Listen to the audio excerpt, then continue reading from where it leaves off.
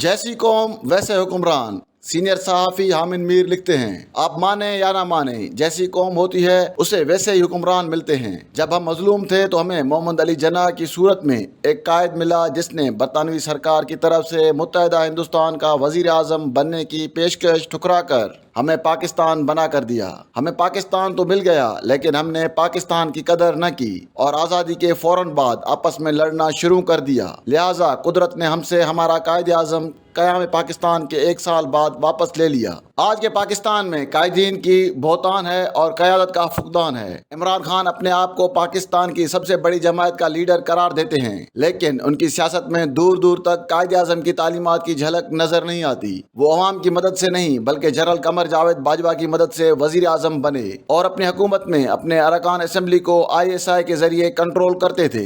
بطور وزیر اعظم توشہ خانہ سے گھڑیاں اور ہار سستے داموں خرید کر جعلی رسیدیں توشہ خانہ میں جمع کراتے رہے۔ ان کی سیاست کا محور سیاسی مخالفین پر مقدمے بنا کر انہیں جیل میں ڈالنا تھا۔ وہ ریاست مدینہ کا نام لیتے رہے لیکن اتنی اخلاقی جرت نہ دکھا سکے کہ اپنی بیٹی کی ولدیت کو تسلیم کر لیں جو لندن میں ان کے 2 بیٹوں کے ساتھ ان کی سابقہ اہلیہ کے ساتھ مقیم ہے۔ تحریک عدم اعتماد کے ذریعے حکومت سے نکلے تو ان کے ساتھ بھی وہی سلوک ہوا جو انہوں نے اپنے سیاسی مخالفین کے ساتھ کیا تھا۔ 9 مئی کو انہیں اسلام آباد ہائی کورٹ سے گرفتار کیا گیا تو ان کے کارکنوں نے ملک بھر میں جلاؤ گھیراؤ کیا۔ ایک سوچے سمجھے منصوبے کے تحت کور کمانڈر لاہور کی رہائش گاہ جلائی گئی۔ سب سے پہلے میں نے ہی 9 مئی کی شب جیو نیوز پر کیپیٹل ٹاک میں بتایا کہ کور کمانڈر لاہور کی رہائش گاہ دراصل قائد اعظم کا گھر تھا جو قیام پاکستان سے قبل برطانوی فوج نے اپنے قبضے میں لے لیا اور قیام پاکستان کے بعد بھی قائد اعظم کو واپس نہ کیا گیا۔ اس گھر کے متعلق فوجی حکام کے ساتھ قائد اعظم کی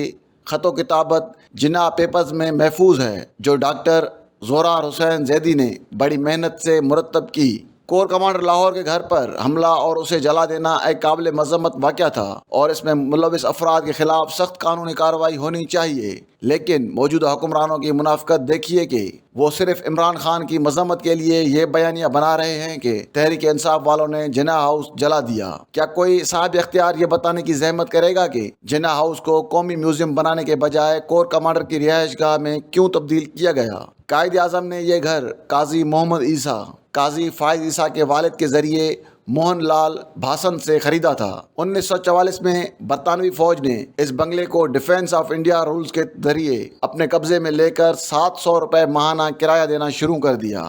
کرایہ داری کا معاہدہ 28 اپریل 1947 کو ختم ہونا تھا، لہٰذا 3 جنوری 1947 کو قائد اعظم کو برطانوی فوج نے بتایا کہ ہم کرایہ داری معاہدے کے بعد بھی آپ کو آپ کا گھر واپس نہ کر سکیں گے، جس پر قائد اعظم نے قانونی کارروائی شروع کر دی۔ 1 اگست 1947 کو قائد اعظم کو خط لکھا گیا کہ آپ کا گھر واپس کر دیا جائے گا۔ 31 جنوری 1948 کو اس گھر کی توسیع شدہ لیز ختم ہو گئی لیکن قائد اعظم کو اس گھر کا قبضہ نہ دیا گیا۔ قائد اعظم کی وفات کے بعد اس گھر کو پاکستانی فوج کی 10ویں ڈویژن کے GOC کی رہائش گاہ قرار دے کر محترمہ فاطمہ جناح کو 500 روپیہ ماہوار کرایہ ادا کرنے کا فیصلہ کیا گیا۔ بعد ازاں 1959 میں جنرل ایوب خان کے حکم پر جناح ٹرسٹ میں 3.5 لاکھ روپے جمع کروا کر اسے کور کمانڈر لاہور کی رہائش گاہ قرار دے دیا گیا۔ کچھ سال کے بعد محترمہ فاطمہ جناح نے جنرل ایوب خان کے خلاف سرداری الیکشن میں حصہ لیا تو جنرل صاحب نے فاطمہ جناح کو انڈین ایجنٹ قرار دے دیا۔ جس جنرل ایوب خان نے قائد اعظم کے گھر پر قبضہ کیا اس کا پوتا عمر ایوب خان آج تحریک انصاف میں شامل ہے۔ PDM اور اس کے اتحادیوں کی حکومت نے 9 مئی کو جناح ہاؤس لاہور سمیت ملک کے مختلف شہروں میں پاک فوج کے شہداء کی یادگاروں اور فیصلہ آباد میں ISI کے دفتر پر حملہ کرنے والوں کے خلاف پاکستان آرمی ایکٹ کے تحت فوجی عدالتیں بنا کر کارروائی کرنے کا فیصلہ کیا ہے۔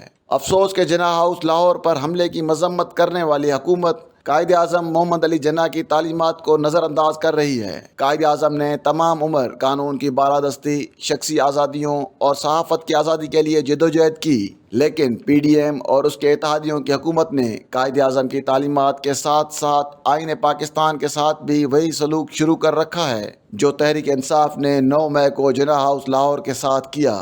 کیا وزیر اعظم شہباز شریف اور وزیر داخلہ رانا ثناء اللہ کو معلوم ہے کہ 1919 میں محمد علی جناح نے متحدہ ہندوستان کی قانون ساز اسمبلی میں رولٹ ایکٹ کے خلاف تقریر کرتے ہوئے کہا تھا کہ مناسب عدالتی انکوائری کے بغیر کسی انسان کی آزادی ایک لمحہ کے لیے بھی نہیں چھینی جا سکتی۔